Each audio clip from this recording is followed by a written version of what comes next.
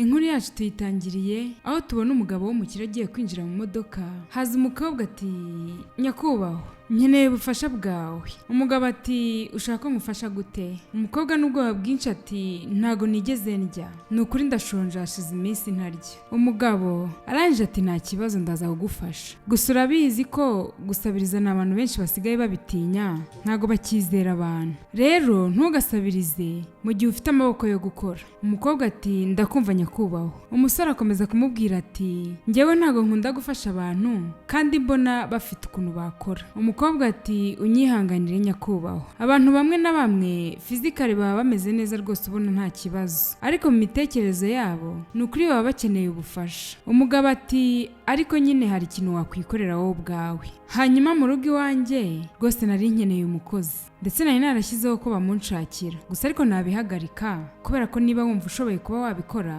nukuri waza nkaguha akazi. Umukobwa ati nukuri nyakubahwa, nukuri nabishobora gukora, naza rwose nkagukorera, nukuri urakoze cyane. Ubwo umugabo yafunguye imodoka akuramo ikarita arayimuhereza ati uze kuza kumpamagara, hariho nimero yanjye. Yarongeye asubira mu modoka akuramo amafaranga arangije arayamuhereza. Umukobwa yaramushimiye ati urakoze cyane nyakubahwa, nukuri Imana iguha umugisha. Umugabo yambaye uturinete twe yigira mu modoka aragenda. Barakwereka bukeye umukobwa yabyutse ajya gukomanga, yarinjiye mu nzu y'abandi, yinjira yitegereza ubona ko ari ahantu ageze bwa mbere ndetse yumiwe. Uwamukinguriye yaramubwiye ati ngaho icara, reka kuzunguza uwo mutwe wawe witegereza inzu ya boss, wowe icara muguhamagarire. Ubwo wa mugabo yaraje batangira kuganira, arangije aramubwira ati none se ko waje nta bikapu ufite? Umukobwa ati iyi myenda umbonana niyo mfite yonyine, ibindi barabyibye. Umugabo ati okay nta kibazo, ndaza kukugurira indi myenda rwose ejo, gusa ariko hano mfite ishati rwose yagukwira kandi ntago nkiyambara rwose, ubwo rero uraba uyifashishije muri rino joro, ejo nzakugurira indi myenda. Umukobwa ati urakoze nyakubahwa. Umugabo ati hanyuma twari twavuganye 80,000. Umukobwa ati yego nyakubahwa. Umugabo ati hanyuma rero amafaranga ukora rwose wagiye yabika ukayasevinga, hano nta kintu kihabuze, wayatangiza business rwose yawe. Icyo nkeneye ni ukukora cyane nyine ukita ku kazi kawe, nukuri ufite ahazaza heza, wowe icyo usabwa ni ugufokasinga. Umukobwa ati nyakubahwa nukuri ndagusezeranije nzafokasinga nta kibazo. Umugabo ati okay nta kibazo, ngaho ngwino njye kwereka icyumba cyawe. Ubwo barahagurutse baragenda, barakwereka umukobwa yari ari mu cyumba. Wa mugabo yarinjiye. Umukobwa ati nyakubahwa. Umusore ati hanyuma ibyo kurya byahiye, nukenera kurya rwose nahishije. Umukobwa ati nyakubahwa none se wantekeye? Umugabo ati erega n'umunsi wawe wa mbere nyine ninjye watetse. Umukobwa ati mbega ibintu byiza, umugabo ushoboye guteka. Umugabo ati hanyuma rero waza tukajya kurya. Yarasohotse arangije ati oya Eric ntago watekereza gutyo, sinzi ngo ari gutekereza iki, ntago nukuri natekereza ku maguru, nyine gufasha kwangereka ndeke kubyitaho. Yashatse gusubira mu cyumba arangije ahita agenda yihuse. Umukobwa yari ari kurya ndetse ari kuryana ubusambo. Wa mugabo yaraje arangije ati unyihanganire nyakubahwa, nukuri yari yaciye igihe kinini ntarya inkoko. Eric ati ibyo rwose nta kibazo, ahubwo nukenera n'izindi ugende mu nkono rwose warururye izihagije. Umukobwa yarikanze, ubwo yahise ahaguruka vuba ajya kwarura izindi mu gikoni. Akirimo kwarura wa mugabo yaraje arangije afungura frigo akuramo ji na yarayimuhereza. Umukobwa yaramushimiye cyane ati urakoze nyakubahwa, nukuri ukabije kunyereka ubumuntu, ndetse uri umuntu mwiza ndabigushimiye. Umugabo ati nta kibazo rwose. Ubwo yahise yisohokera arangije ajya mu cyumba cyiwe. Ubwo yari ari kuri telefone yambaye bluetooth mu matwi. Arangije ati yego, ati rwose icyo nicyo kintu nyine nanjye nari kuvugaho. Hanyuma umukozi nyine ameze neza nta kibazo, nukuri rwose akunda gukora pe, akora cyane, ngaho wiyiteho, ndagukunda cyane, tubonane vuba rwose, sawa bye. Ubwo yahise amukupa arangije yinywera amazi. Barakwereka umukobwa yari ari guhanagura ku meza ari gukora amasuku ubona ko yishimye. Ubwo yasubiye inyuma gatoya akubita ikirenge ku ntebe, yavugije induru. Muri ako kanya wa mugabo ahita asohoka mu cyumba cyari cyegereye aho ngaho, aramubaza ati bigenze biti? Ubwo yaramurebeye arangije amubwira ati ihangane ubutaha ujye wirinda. Ubwo yahise amubaza ati hanyuma se ko ngiye, gusa ariko ntago nzi nyine ngo wambara kangahe kugira ngo ngugure ya myenda yawe. Umukobwa ati size yanjye ni 8. Umugabo ati size 8 nta kibazo rwose. Hanyuma se nayahe mavuta wisiga? Umukobwa ati haciye igihe kinini nyakoresheje. Umugabo arangije aramubwira ati okay nta kibazo ubwo ndaza kwerekana uruhu rwawe bakugenera amavuta agukwiriye. Umukobwa ati urakoze cyane. Umugabo arangije aramubwira ati rero ugira untegurira ibyo kurya kubera ko ningaruka ndabizi neza ko ndaza nshonje. Ubwo umugabo yamukozeho arangije amusigaho ngaho aragenda. Akimara kugenda umukobwa asigara yikozeho ahantu bamukozeho ariko ubona ko bimushimishije cyane. Atangira kwivugisha ati ubu se ninde ubizi koko? Izi ni filime nagiye ndeba wabona bigiye kuba impamo mu buzima bwanjye da. Umukobwa w'umukozi wo mu rugo ugiye gushyingiranwa n'umukire w'ibogari ari we bosi we. Arangije arisetsa. Ubwo yahise avaho ngaho nawe aragenda. Barakwereka umukobwa yari ari mu gikoni bimeze nk'aho atwite. Akiri aho ngaho wa musore yamuturitse inyuma afite ururabyo. Arangije aramuhobera aramusoma arangije ahita amuhereza ka karabo. Kumbe n'ibyo yatekerezaga ndetse yanatwawe. Akiri aho ngaho wa muzamu yarinjiye. Umukobwa bitewe n'intekerezo yari arimo ntago yari yabimenye ko zamuyinjiye. Umuzamu yaramwitegereje yahise akubita kuri firigo aramukanga. Arangije aramubaza ati ese byagenze bite? Umukobwa yarikanze nawe. Bosi we yaratashye. Umukobwa ati ni karibu nyakubahwa. Umubosi arangije ati Rita hanyuma hari ibyo nakuzaniye akira. Ubwo yaramuhereje. Mwibuke ko yari yagiye kumugurira n'imyenda. Umukobwa turakoze nyakubahwa nukuri Imana iguha umugisha. Umugabo ati ngaho genda ugerageze urebe ko bigukwira. Umukobwa ati nta kibazo rwose ahubwo n'ibyo kurya byatunganye. Ubwo umugabo yahise yicara umukobwa ajya kuzana ibyo kurya. Umukobwa yagiye mu cyumba atangira kwipima imyenda bamuzaniye. Yambara iya mbere abona iramubereye. Yambara n'iya kabiri abona nayo iramubereye mbese yari yishimye cyane. Umugabo ubwo yari ari kurya umukobwa yaraje aramushimira ati nyakubahwa nukuri wakoze wanguriye ibintu byiza. Eric arangije ati eregura umugore ukwiriye ibintu byiza. Umukobwa ati nukuri urakoze nyakubahwa. Eric arangije ati ibi biryo rwose biraryoshye. Nukuri binyibukije ibiryo nigeze kurya biraryoshye pe. Umukobwa ati urakoze cyane. Eric arangije aramubwira ati hanyuma rero ndi kumva uvuga icyongereza cyiza ese wigeze usoza amashuri yawe? Umukobwa ati yego rwose naragraduatinze. Eric arangije ati wow mbega ibintu byiza hanyuma se kutagiye mu kazi gukora? Umukobwa ati ni inkuru ndende nyakubahwa. Eric arangije ati niba wumva nta kibazo wambwira. Rita arangije aramubwira ati nyakubahwa unyihanganire gusa ntago nshaka kubabara. Inkuru yanjye nzayikubwira ubutaha kubera ko ubu ngubu ndi mu gihe cyo kwishima. Eric arangije aramubwira ati nta kibazo rwose ngaho fata igihe cyawe. Ngewe icyo nshaka gukora ni iki wowe saving amafaranga yawe. Ibintu byose rwose nzabikugurira. Ibiryo imyenda rwose n'amafaranga yo kujya ugendagenda nzajya nyaguha. Wowe umushahara wawe ujye usevinga hari igihe byakunda rwose ukaba watangiza aka business. Ibintu byose uzashaka rwose nzagufasha. Umukobwa ati nyakubahwa nukuri uratandukanye urakoze cyane nukuri Imana iguha umugisha. Eric yagiye mu cyumba atangira kuvugira kuri telefone. Arangije ati nukuri nibyo mukundwa singize arota nkubonye. Ese indege yawe irahaguruka sangapi? Nukuri ikirere cyiza hanyuma reka tuzabona nejo nukuri ndagukunda. Ubwo yaramukubye araryama. Rita ubwo yari ari mu gikoni Eric yarinjiye. Arangije ati Rita ndabizi neza kuri gukora ibintu bitandukanye gusa ariko hari icyo nshaka kunkorera. Hano nzanye ifi mbabarira uyiteke neza uyiteke witonze hari umushyitsi ugiye kuza. Umukobwa ati hanyuma umushyitsi ugiye kuza se nuwo hanze? Eric ati yego. Hanyuma ubimenye gute? Rita arangije ati boss nukuri ibiryo biratandukanye ntago ari byo muri Nigeria. Yaba ari umuntu wo muri Nigeria ubumbwiye guteka umuceri cyangwa ibindi rwose bitari ibi ngibi. Eric ati nukuri uri mukuri umushyitsi ugiye kuzani atarabivuga telefone yahise isona. Arangije ati mfite kwitabira telefone wowe gira vavu ibyo biryo. Umukobwa yasigaye yivugisha ati ahari ni mushikiwe muramukazi wanjye agiye kuza. Akivuga ibyo ngibyo umugabo yamubwiriye kuri ati Rita umushyitsi yahageze rega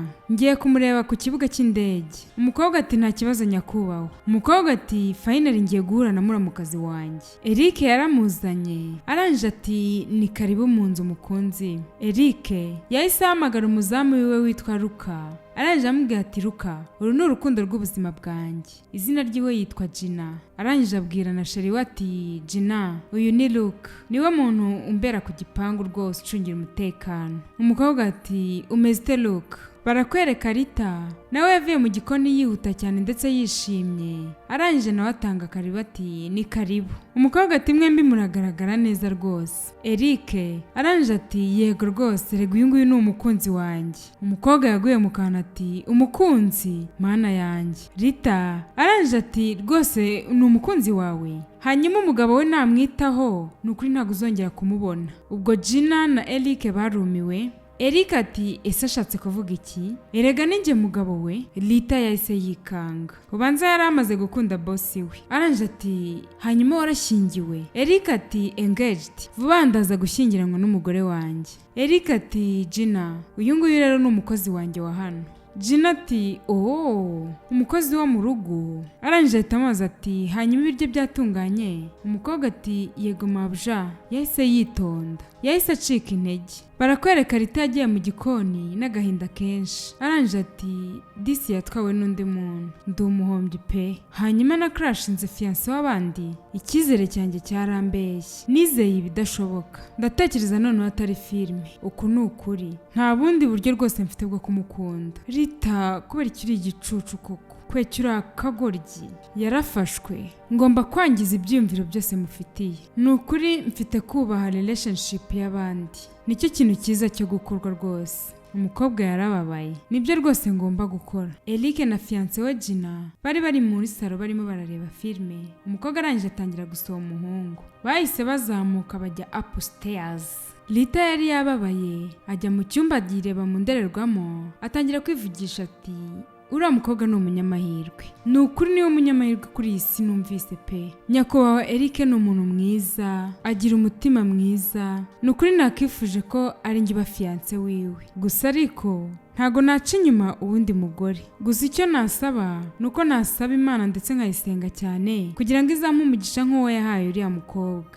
Mu izina rya Yesu, amen. Ni umugabo ugira neza, ni umugabo mwiza. Ubwo Eric na fiancé we bari muri salo, umukobwa ari kumwereka amakanzu y'abageni. Bakiri aho ngaho Rita yaramanutse, yaraje gukora amasuku. Yaraje yimva ibyo bari kuvuga. Arangije ati mabuja, bisa nkaho muri gutegura ubukwe bwanyu. Eric ati ubukwe bwacu rega burabura amezi 2. Rita arangije ati felicitation n'ukuri.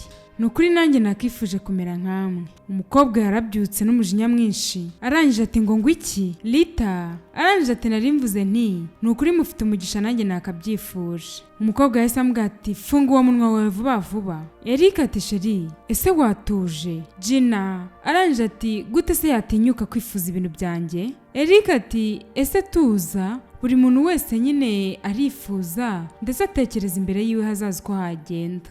Gina uyu mukene se kubera icyo ari kwifuza ibintu byanjye? Eric arangije aramubwira ati ntago ariko wakamwise. Gina arangije ateregana amaze no kubimwita. Hanyuma kubera ikiri guha agaciro ko yakwifuza ibintu njyewe nifuza, wakabaye ishyingiranwa n'umuntu wenda w'umuzamu, nyine umuntu wese w'umugabo uri hasi, pana nk'uwanjye. Eric ati sheri birahagije. Ubwo yahise abwira Rita ati igire hanze. Rita arangije ati nyakubahwa ni ukuri mumbabarire. Rita yahise yigendera. Eric asigaye abwira sheri we ati ariko nawe wakabije. Gina arangije ati ese kuki witaye kuri uriya mukobwa? Nizere ko utamukunze. Eric ati uvuze ngo iki? Umukobwa ati cyangwa se mukaba mwararyamanye. Eric byaramurenze, arangije ahita ahaguruka aho ngaho arigendera. Barakwereka Rita yaje mu birori atangira kwibaza ati ese kuki abantu batekereza ko umugisha ari uwabo bonyine? Erega twese turi abantu kandi twese Imana idukunda kimwe. Ni ukuri twese ibintu twabigeraho, cyane cyane nk'uko tuba tubyizera cyangwa se tuba tubitekereza. Igihe cyose nkibyizera ni ukuri nabigeraho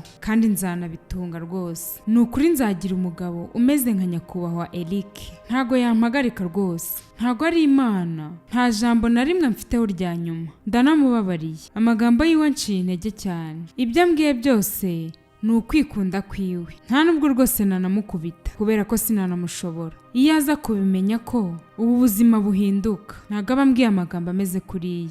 Uyu munsi uba ufite imbaraga, ejo bwacya mu gitondo imbaraga wari ufite zikabura. Ni nako yabivugaga arira ababaye cyane. Ndamubabariye gusa nta kindi. Eric yageze mu cyumba atangira kwibaza ati ese uyu muntu ko atarameze gutya na mbere byagenze gute? Ariko buri Imana irabizi ko ntashobora kuba nashyingiranwa n'umuntu umeze gutya. Ndatekereza ndajye gusaba imbabazi Rita ubwo yari ari mu gikoni ari gutunganya imboga. Eric yarinjiye. Eric ati uracyari guteka? Rita ati yego, gusa ariko ngiye gusoza, ni imboga zonyine zisigaye. Eric arangije ati nta kibazo, ahubwo Rita ni ukuri narinje kugusaba imbabazi kubw'ukuntu fiance wanjye yakwitwayeho, umubabarire. Rita arangije ati nyakubahwa nta kibazo, nyine natekereje ko ari stress yari afite z'urugendo, nanjye rero nagerageje kurenga umupaka kubyo narindi kuvuga. Eric arangije aramubwira ati Rita nawe ubwe ntago yasobanura impamvu yatumye akuvugisha kuriya. Rita ati nta kibazo nyakubahwa kandi humura ameze neza. Eric arangije aramubwira ati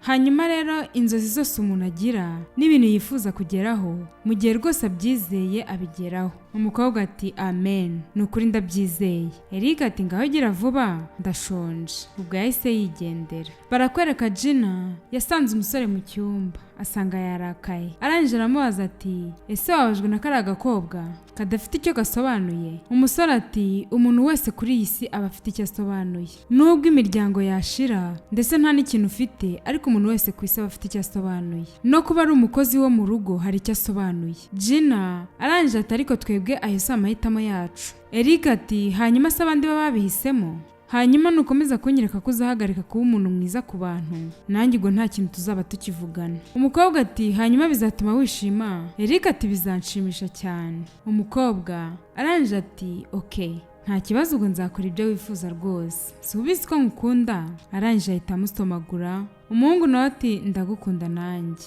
Barakwereka Rita ubwo yari ari gusasa neza mu cyumba. Akiri aho ngaho ababonye impeta ku buriri, yarayifunguye arareba, arangije arayitangarira cyane. Eric na fiance we barinjiye. Gina arangije abwira umukobwa ati gute watinyuka gukora ku mpeta yanjye? Yahise amukubita urushyi. Umukobwa ahita asohoka yirukanka. Eric yahise afata fiance wiwe aramubwira ati rekera aho ngaho birahagije. Rita yagiye mu cyumba cyararira, atangira guhamagara mama wiwe. Eric ubwo yamusanze mu cyumba arangije aramubwira ati Rita rekera aho ngaho kurira. Rita ati ni ukuri nikumburiye mama. Eric arangije ati hanyuma se basi ushaka ko tumuvugaho? Ubwo yahise amwicara imbere. Umukobwa ati twari abakire. Ubwo ari nako Eric akomeza kumwitegereza. Mama wanjye yarandeze andera njyenyine nyuma y'uko papa amaze gupfa. Muri icyo cyumweru ubwo na graduatingaga twagize ibibazo baratwiba ibintu byose mu nzu yabimaramo. Mama wanjye yagerageje kunshikisha, gusa ariko we ntabwo yabashije gucika. Byarangiye na mama wanjye apfuye. Kugira ngo noneho tumushyingure twagurishije imitungo yose twari dufite. Uncle wanjye yaraje atwara buri kimwe cyose mama yari atunze. Eric ati wihangane Rita. Rita ati mama wanjye yari buri kimwe, niwe wandindaga, niwe wandwanagaho aho ariho hose, yampaga buri kimwe cyose nabaga nkeneye, ariko kuva yagenda nanjye ubwanjye sinzi kwirwanaho. Eric ati Rita ni ukuri ntabwo uri wenyine, kano kanya ndi hano, ni ukuri ndagusezeranya nzakurinda ndetse nzanakurwanaho. Kano kanya ntabwo ukiri umukozi wanjye, ubu ngubu noneho uri gashiki kanjye, nzahora mpari ku bwawe rwose, nta muntu uzongera kukubabaza. Ubwo yahise amwegera disi aramuyambira. Eric akigera mu cyumba umugore we ati hanyuma uri kundutisha kari agakobwa k'agakene? Eric yamurebye nabi. Arangije aramubwira ati nagize umunsi muremure, nkeneye kuruhuka cyane ko mfite n'ibintu byinshi nzakoresha. Umukobwa ati hanyuma uri kujya ku ruhande rwe kurenza njyewe? Nibyo uri gukora kano kanya? Eric ati niba udashaka kurarana nanjye ku gitanda ngenda ajya mu cyumba cy'abashyitsi. Umukobwa ati Eric ni ukuri nta hantu uri bujye ngo kubera kari agakobwa k'agakene. Eric ati umva nkubwire Gina, ntiwongere gutinya kurenganya uriya mukobwa, kubera ko niwongera kumuvugaho noneho ntabwo uraza gukunda uko ndakwigaragariza. Umukobwa yahise amusatira aramwegera. Arangije aramubwira ati se kari agakobwa k'agakene gasa nabi niko kari gutuma wifata gutya? Eric ati birahagije. Eric arangije aramubwira ati ku makuru mashyashya utaruzi, ntabwo akiri umukozi wanjye kubera ko kano kanya namaze kumwadopta nka mushiki wanjye, hanyuma niwongera kumubangamira. Umukobwa arangije aramubwira ati hanyuma wanciye inyuma kuri kara gakobwa, ese ko mbona ukomeza kumwizirikaho? Eric ati utekereza ibyo ushaka ni ibiri mu mutwe wawe nyine. Ahita amutaho ngaho arigendera. Bwakeye mu gitondo Gina ari gusanga Rita mu gikoni, arangije aramufata aramunigagura. Eric yaje gutabara, yaragiye kumwica. Eric byaramurenze, arangije abwira umukobwa ati warubizi neza, ibi ntabwo nshobora kubyihanganira, reka turangizanye kuko ko ndananiwe, ngiye guhamagara iwanyu mbabwire ko ubu bukwe rwose ngiye mbuhagaritse. Umukobwa ati buretse gato, ugiye guhagarika ubukwe kubera ko ari agakobwa? Ariko navuye muri London nza muri Nigeria kubera ubukwe, ababyeyi banjye bamaze kugura amatike. Eric ati wirenga, njyewe nta mwanya mfite wo guterana nawe amagambo, nkuko nabikubwiye ubu bukwe buraza gusubikwa. Ubwo yamusize aho ngaho arigendera. Rita ubwo yaje kubwira boss we ati nyakubahwa, ndakwinginze madamu ntumuhane kubera njyewe. Eric ati wikwibraminga, amakosa ntabwo ari ayawe ahubwo amakosa naye. Rita ati erega ntago nakabaye mvuga ku bukwe bwe, ndetse sinari kuba nafashe n'impeta yiwe. Eric ati nta mpamvu nimwe afite kuba yakugira gutya, ngaho reba isura yawe ukuntu umeze. Bwarakeye mu gitondo umukobwa aza gusaba imbabazi, arambwira ati nukuri mbabarira, ngiye kukubera mwiza. Eric ati umva nkubwire, ubu ndetse gatoya imyitwarire yawe ntabwo ari myiza, kano kanya nanjye ntabwo nzi icyo gukora, I'm just confused. Umukobwa yakomeje kumwinginga kugira ngo amubabarire. Eric yaramubabarira arambwira ati okay nta kibazo. Eric yafashe urugendo arabasiga kuko yari azi ko umukobwa yamaze gusaba imbabazi Rita, ubwo yari azi ko abasize mu mahoro rwose nta kibazo. Yafashe urugendo rwiwe aragenda. Akimara kurenga umuryango, Gina yahise azahamagara Rita, arangije amubwira ati umukunzi wanjye yankubise kubera wowe, yagiye ku ruhande rwawe kurenza njyewe, hanyuma ufite kuva hano ukagenda kano kanya kandi gira vuba. Rita yapfukamye hasi amusaba imbabazi aramubwira ati nukuri mbabarira ndakwinginze nawe mfite aho kujya. Rita afata ibintu byiwe arasohoka, mu by'ukuri ntabwo yari afite aho kujya. Iminsi yaricumye, umugabo aragaruka. Akigera mu nzu arangije ati ese Rita arihe ko ntamubona? Gina arangije ati njye ntago nzi ahantu Rita ari. Eric ubwo yahise atangira kujya gusaka mu byumba. Yaragarutse arangije aramubwira ati nta uri mu cyumba cyiwe, ndetse na valizi yiwe ntayihari. Yafashe telefone kugira ngo amuhamagare, yumva nayo ntayiriwe. Umukobwa arangije ati erega namwumvisha hari umuntu bari kuvugana kugira ngo bahure, nyine nawe urabibona ni inkumi, ni umuntu ukuze, wabona ariho yagiye, ahubwo ikibazo mfite ni kubera iki nyine yagiye atanambwiye.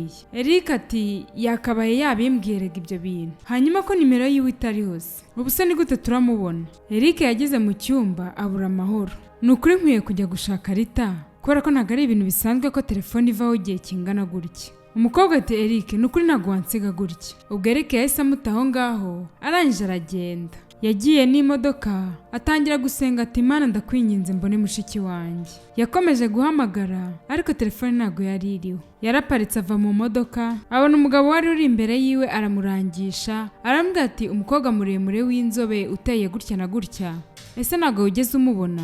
Uwo yari ari kurangisha ati nabonye akomeza muri uwo muhanda imbere, ubwo urakomeza ushakisha. Eric ubwo yahise asubira mu modoka kugira ngo ajye kurebera aho bari bamurangiye. Eric yatashye ababaye, bisa nkaho yari yatashye atabonye umukobwa. Akigera mu rugo, umukobwa ati ese wari uri he ko naguhamagaye ntiwitabe? Eric n'uburakari bwinshi ati urabizi ndananiwe cyane, umbabarire ntuze kugerageza kumbangamira. Ubwo yahise amucaho ahita yigira mu cyumba nk'ibisanzwe. Eric gusinzira byaramunaniye. Umugore akangutse mu ijoro arangije ati ntumbwire ko ukiri maso kubera ko ari agakobwa k'agakene. Eric n'umujinya mwinshi ati utazongera gutinyuka kumwita gutyo. Umugore ati hanyuma nintabikora? Yahise amutaho ngaho arigendera. Gina yarumiwe asigara yitonganya ati Mana yanjye, ibi bintu ndabirambiwe pe, nta uri hano ariko aracyatuma dushwana gutya, nakabaye naramwishe, nakabaye naramuroze, n'ubundi kuba ndi njyenyine nibyo byiza. Umugore yabyutse ategura breakfast mu gitondo, umugabo amanuka yihuta kugira ngo ajye gushaka umukobwa. Gina ati nukuri naguteguriye breakfast. Umukobwa ati ese urakomeza kwitwara gutyo kubera uriya mukobwa?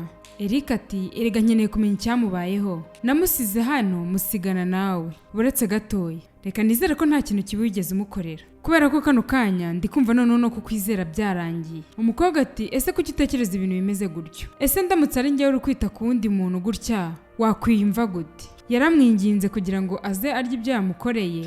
Eric aricara ararya, akibikoza mu kanwa yahise abicira byihuse. aramubaza ati ibi ni ibiki watetse, ibi ni ibiki mu by'ukuri? Umukobwa ariyeho yumva nyine nta kibazo, aramubwira ati ni byiza. Eric ati mu munwa wawe urumva nta kibazo? Eric ati Yesu Kristo. Yahise ahaguruka ahita yisohokera arigendera. Yaragarutse abiryaho, arangije nawe ubwo arumirwa. Eric yafashe imodoka akomeza gushaka umukobwa, arangije ati njyewe sinshobora gushyingiranwa n'umugore utazi no guteka, bitewe n'uburyo nkunda ibiryo, uriya mugore ntago nashyingiranwa nawe pe, ntago ibi biraza gukora kabisa. Barakwereka Rita disi, ibintu byaramucanze. Ubwo yari ari mu nzira ari kugenda, Eric yari ari aho hafi, gusa barabisikana, nta n'umwe wigeze abona undi. Eric yaratashye, umugore ati ese wari uri hehe koko? Ko padiri yamamagaye atubaza igihe tuzasezeranira, nkaba nabuze icyo musubiza. Eric ati reka nkubwize ukuri kandi ubyumve neza, iyi ni n'inshuro ya nyuma mbikubwiye, njye ntago nashyingiranwa nawe umuntu utazi no guteka. Byibura yaba wari n'umuntu mwiza ufite umutima mwiza, ariko ibyo byose ntabyo ufite. Imana ishimwe rwose tumye nkumenya hakiri kare. Ubwo yahise amutaho ngaho arigendera. Barakwereka Rita ntago agira aho arara aho abonye, ndetse n'imbeho ikamukubita nijoro. Eric yaraje mu cyumba atangira gutekereza ibintu byinshi, ari kwibaza ahantu Rita yaba ari. Arangije arapfukama arasenga ati Mana ndakwinginze basi aho Rita ari umurinde, maze mpe kuzahura nawe. Bwarakeye mu gitondo ajya mu kazi. Ubwo yari ari mu kazi ati nukuri ndamukumbuye cyane, nta nubwo nshobora gukora akazi ngo bikunde. Rita ubwo yari ari kugendagenda byamucanze, yari amaze kuba nk'umusazi. Mu mutima we ati kubera iki ntabona kandi kazi, kuki abantu batampa akazi koko? Mana yo mu ijuru, nkumbuye nyakubahwa Eric, niwe muntu wenyine unyizereramo ko ndi umuntu ushoboye cyane, ndamukumbuye cyane. Ikibazo nuko ntajya no mu nzu yiwe, gusa icyo nsaba Imana izamufasha ntazashyingiranwe n'uriya mugore mubi. Nukuri akwiriye ibyiza. Abantu babi bakwiriye abantu babi, ndetse n'abantu beza bakwiriye kubana n'abantu beza. Ahari wenda nasubirayo, ariko oya, ndamutse nsubiyeyo uriya mugore noneho yanyica. Bwarakeye mu gitondo, Eric amanuka mu cyumba, araje asanga umugore yicaye muri salo. Aramubwira ati nakoresheje amafaranga kuri konti yawe, ndakeka ahagije kugira ngo ngere usubire muri London. Nyumva kandi unyumve neza, njyewe twarangizanije, ndashaka ko nsohokera mu nzu, ntutume kandi nguhatiriza gusohoka mu nzu yanjye, kubera ko ntabwo uraza kubikunda. Gina arangije ati ese nukubera uriya mukozi? Eric ati yaba hari cyangwa adahari, ndarahira ku buzima bwanjye ko ntazigera nshyingiranwa n'umuntu w'umugore utagira ubumuntu, udakunda abantu, utagira umutima, icyongeyeho ameze nkawe. Ntago nkeneye intambara, umbabarire uve hano ugende. Gina yasigaye yivugisha ati ntago nshobora kubura Eric muri ubu buryo, mubure amubone ntago bishoboka. Ndaza kumwica, hanyuma umubiri wiwe nkushyira ahantu umuntu wese atazamenya aho uri. Eric yakomeje kujya gushakisha. Akiri aho ngaho, disi yaramubonye, umukobwa nawe yaramubonye, yirukanka aza kumuyambira. Yaramuyambiye, aramubaza ati Rita kubera iki wagiye, byari byagenze gute? Nagushakiye ahantu hose, ndagushaka ndakubura. Rita ati erega nari mfite kugenda kugira ngo mabuja yishime. Eric turavuga ibiki ko nzi ko mbere yuko ngenda ibintu byari bimeze neza, yari yanagusabye n'imbabazi, byaje kugenda gute? Ubwo yarongeye disi aramuhobera cyane ko yari amukumbuye cyane. Umukobwa ati nta kibazo, nta cyabaye, nukuri meze neza. Ubwo Eric yaramukuriye ati ngaho tugende mu rugo. Umukobwa ati oya nyakubahwa, oya ntago nshaka gupfa rwose. Eric ati urasobanura iki kudashaka gupfa? Ese yigeze agukanga? Rita ati oya nyine nuko ntago mwizeye. Eric ati okay, nta kibazo niba utamwizeye basi njyewe nyizera, reka tujye mu rugo rwose. Ubwo yaramukuriye baragenda.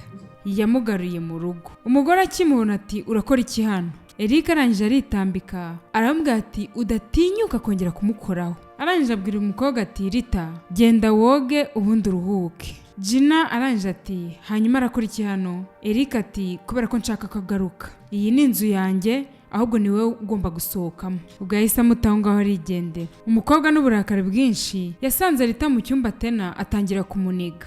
Eric yaragarutse aratabara, yahise amusohora mu nzu vuba vuba n'ibikapu byiwe.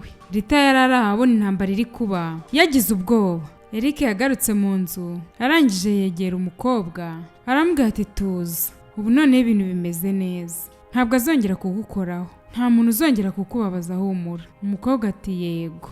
ubwo yahise amwegera disi aramuyambira. Bwarakeye mu gitondo abyuka amuzanira utwo kurya, yaramubyukije arangije atangira kumugaburira. Inzu bari bayisigayemo bonyine ndetse bakajya bicarana muri salo bakarebana filime. Umukobwa yari arimo guseka ubona ko yishimye. Rita ubwo yari ari mu gikoni Eric yamusanzemo, arangije aramubaza ati ese niki ushaka ko nagufasha? Umukobwa ati nyakubahwa bugira ikibazo. Eric arangije aramubwira ati ndakwinginze ntuzongere kumpamagara nyakubahwa. Rita arangije aramubaza ati se nyine njye nguhamagara nde? Ese njye nguhamagara musaza wanjye? Eric ati musaza wanjye nabyo ndumva rwose oya. Okay, ntacyo ujye unyita Eric. Umukobwa ati yego nyakubahwa, aba arabyongeye. Eric ati nyakubahwa nanone? Ubwo yahise amwegera disi ahita atangira kumufasha guteka. Eric yageze mu cyumba cye abura amahoro, atangira kwibaza ati ese nzamubwira gute ko namukunze? Ubusa azanyemera? Ese nzamugurira indabo cyangwa nzamusohokane? Yakomeje kubitekerezaho, akomeza gutekereza ati ni ukuri nkeneye umugore uzatuma ngira amahoro yo mu mutwe, uzatuma nishima. Umukobwa yari ari muri salo, Eric yaratashye avuye ku kazi aza amuzaniye indabyo. Umukobwa arangije ati indabyo? Arishima cyane.